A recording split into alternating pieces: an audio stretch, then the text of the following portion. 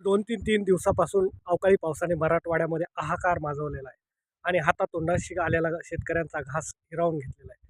त्यामुळं मोठ्या प्रमाणात शेतकऱ्याचं नुकसान झालेलं आहे. ज्या की जीवनावश्यक वस्तू असणाऱ्या ज्या दैनंदिन अन्नधान्यासाठी ज्वारी असेल, गहू असेल, इतर पिकाचं तोंडाला आलेला घास शेतकऱ्यांचा हिरावून या निसर्गाने घेतलेला आहे आणि त्यामुळे मोठ्या प्रमाणात शेतकऱ्याचं नुकसान झालेलं आहे.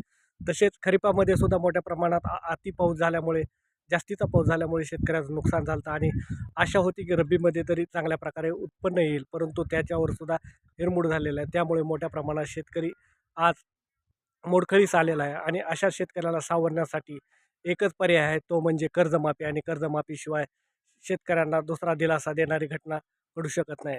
आताच अजितदादा यांना आदरांजली वाहिलेली आहे, परंतु खरी जर आदरांजलीचं अ, व्हायची असेल तर त्यांना कर्जमाफी हाच एकमेव पर्याय आहे. कारण की दादाचा वादा होता आणि दादा शब्दाचे पक्के होते. त्यामुळं दादाच्या या शब्दाला शासनाने सुद्धा अधिवेशनामध्ये कर्जमाफी जाहीर करावी हीच नम्र विनंती शेतकऱ्यांची हीच मोठी आशा आहे.